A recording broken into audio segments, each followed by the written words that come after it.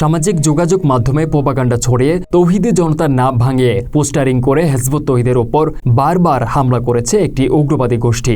ছাত্র জনতার গণ অভ্যুত্থানে হাজারো তাজা প্রাণের বিনিময়ে বাংলাদেশ একটি নতুন রূপে স্বাধীন পেয়েছে। তবে এই স্বাধীনতাকে নস্যাৎ করে দিতে উঠে পড়ে লেগেছে একটি উগ্রবাদী গোষ্ঠী। সারা দেশে চলমান অস্থিতিশীল পরিস্থিতির সুযোগ নিয়ে হিজবুত তৌহিদের উপর হামলার ষড়যন্ত্র চালাচ্ছে এই উগ্রবাদী গোষ্ঠীটি, যার প্রতিবাদে বাংলাদেশ ক্রাইম রিপোর্টার্স অ্যাসোসিয়েশনে হিজবুত তৌহিদের উপর সংঘবদ্ধ হামলার ষড়যন্ত্রকারী ও হুমকিদাতাদের বিরুদ্ধে আইনি পদক্ষেপ গ্রহণের দাবিতে সংবাদ সম্মেলন করেছে অরাজনৈতিক আন্দোলন হিজবুত তৌহিদ।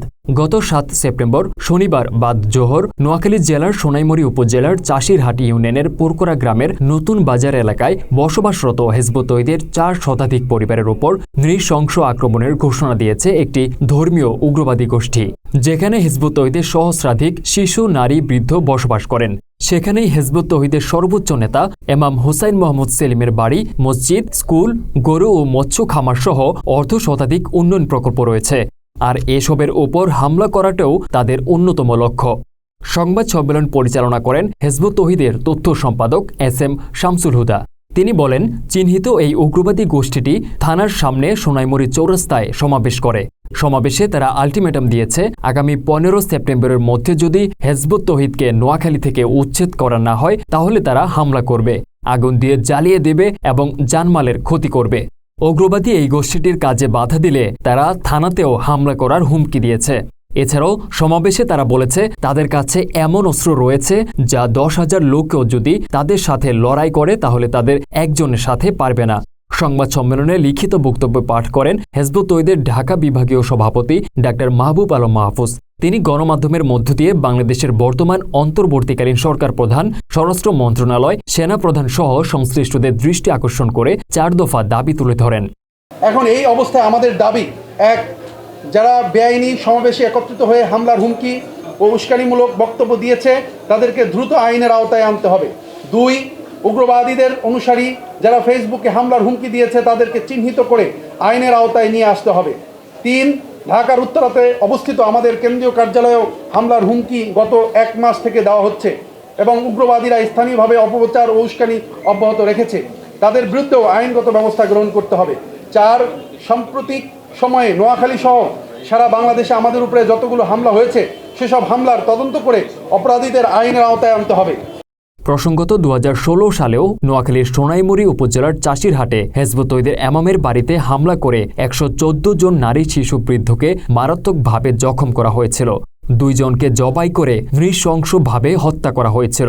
14টি বাড়ি আগুন দিয়ে জ্বালিয়ে দেওয়া হয়েছিল। আওয়ামী লীগ সরকার পতনের পর ইতিমধ্যেই রাজনৈতিক অস্থিতিশীলতার সুযোগ নিয়ে হিজবুত তৌহিদের শেরপুর, সুনামগঞ্জ, কুষ্টিয়া, পাবনা, লক্ষ্মীপুর সহ আরও বেশ কয়েকটি কার্যালয়ে হামলা করা হয়েছে। নোয়াখালীতে প্রতিষ্ঠিত বিভিন্ন উন্নয়ন প্রকল্পে কর্মরত শ্রমিক ও কৃষকদের প্রায় 2 শতাধিক পরিবারের বসতবাড়ি ও ব্যবসা প্রতিষ্ঠানে হামলা চালিয়ে অন্তত 2 কোটি টাকার সম্পদ লুট করেছে এবং অগ্নিসংযোগ করা হয়েছে। পরবর্তীতে হিজবুত তৌহিদেরই উন্নয়ন প্রকল্পের একটি গরুর খামার লুট করারও চেষ্টা করা হয়েছে। গরুর খাবারের জন্য 200 একর জমিতে উৎপন্ন খড়ের গাদা জ্বালিয়ে দেওয়া হয়েছে। গত 7 সেপ্টেম্বর থেকে আবারও হামলার ষড়যন্ত্র করছে উগ্রবাদী সন্ত্রাসী গোষ্ঠীটি। এমতাবস্থায় গণমাধ্যমের মধ্য দিয়ে বাংলাদেশের বর্তমান অন্তর্বর্তীকালীন সরকার, স্বরাষ্ট্র মন্ত্রণালয়, সেনা প্রধান সহ সংশ্লিষ্টদের সুদৃষ্টি কামনা করে হিজবুত তৌহিদ। সংবাদ সম্মেলনে মূল বক্তব্য উপস্থাপন করেন হিজবুত তৌহিদের মুখপাত্র মোহাম্মদ মশিউর রহমান। তিনি বলেন, 15 তারিখের মধ্যে আমাদেরকে উচ্ছেদ করে দেবে, আমাদের জমি থেকে, আমাদের জন্মস্থান থেকে, আমাদের সম্পদ থেকে তারা আমাদেরকে উচ্ছেদ করে দিবে আলটিমেটাম দিয়েছে। থানা যদি মামলা নেয় তাহলে থানা আক্রমণ করবে তারা, এরকম ঘোষণা তারা দিয়েছে। আমাদের বাড়ি ঘর রক্ষা করার অধিকার আমাদের রয়েছে না? আমাদের রয়েছে। এই অধিকার একজন মানুষ হিসেবে আমার অধিকার, এদেশের একজন নাগরিক হিসেবে আমাদের অধিকার, এবং এই অধিকার পৃথিবীর প্রত্যেকটা সংবিধানে প্রত্যেকটা দেশেই দেওয়া হয়েছে। আমাদের উপরে যদি এইভাবে উচ্ছেদ করে দেওয়ার হামলা তারা করে তাহলে আমরাও সিদ্ধান্ত নিয়েছি, আমরা আমাদের জায়গা, জমি, বাড়িঘর রক্ষা করব অথবা সেইখানে আমরা মরব। এটা যদি হয়, তারা সেখানে আপনারা দেখেছেন তারা বলেছে তাদের কাছে অত্যাধুনিক অস্ত্রপাতি রয়েছে, তারা 60 জন দিয়ে আমাদের 10,000 হিজবুত তৌহিদকে তারা হত্যা করতে পারে, এরকম অস্ত্র রয়েছে। এ কথা বলার পরও কিন্তু আমাদের দেশে আইন শৃঙ্খলা রক্ষাকারী বাহিনী এই বিষয়ে কিন্তু এখনো পর্যন্ত কোনো হস্তক্ষেপ গ্রহণ করেনি।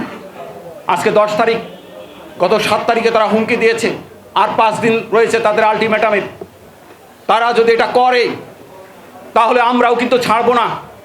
আমরাও আমাদের জীবন এবং সম্পদ রক্ষা করার জন্য আত্মরক্ষার অধিকার আমাদের রয়েছে। হিজবুত তৌহিদ কোনো ছোট সংগঠন নয়। বাংলাদেশে হিজবুত তৌহিদ এখন একটা ভয়েস, লক্ষ লক্ষ অনুসারী রয়েছে হিজবুত তৌহিদের। তারা যদি তাদের বাড়িঘর রক্ষার জন্য তাদের ব্যবস্থা গ্রহণ করে তাহলে সেখানে কি পরিস্থিতি হবে সেটা আজকে বিবেচনা করতে হবে। আর সেটা যদি সেখানে ঘটে, 2016 সালে তারা হামলা করেছে, সারাদিন পর্যন্ত আমাদের দেশের অনেক মিডিয়াগুলো লাইভ করেছে, আন্তর্জাতিক মিডিয়াতে সেখানে এগুলো দেখানো হয়েছে। তারা তাদের এই হামলার পরিপ্রেক্ষিতে যদি আমরা আমাদের জীবন সম্পদ রক্ষা করার জন্য চেষ্টা করি, আমরা শপথ নিয়েছি, হয় আমরা আমাদের জীবন সম্পদ রক্ষা করব, নাহলে আমরা সেখানে মৃত্যুবরণ করব। তো সেটা যদি সেখানে হয় তাহলে আন্তর্জাতিক মহলে খুব ভালো সংবাদ যাবে না। এই উগ্রবাদীর উত্থান একটি তৃতীয় শক্তিকে কিন্তু লাভবান করবে। এই উগ্রবাদী গোষ্ঠীটিকে যদি প্রতিহত করা না হয় তবে হয়তো ইতিহাসে আরও একটি জঘন্যতম হত্যাকাণ্ডের সাক্ষী হয়ে থাকবে বাংলাদেশ। সংবাদ সম্মেলনে আরও উপস্থিত ছিলেন ঢাকা মহানগর হিজবুত তৌহিদের সাধারণ সম্পাদক ফরিদ উদ্দিন রাব্বানী, উত্তরা জোনের সভাপতি মোস্তাফিজুর রহমান টিটু সহ আরও অনেকে।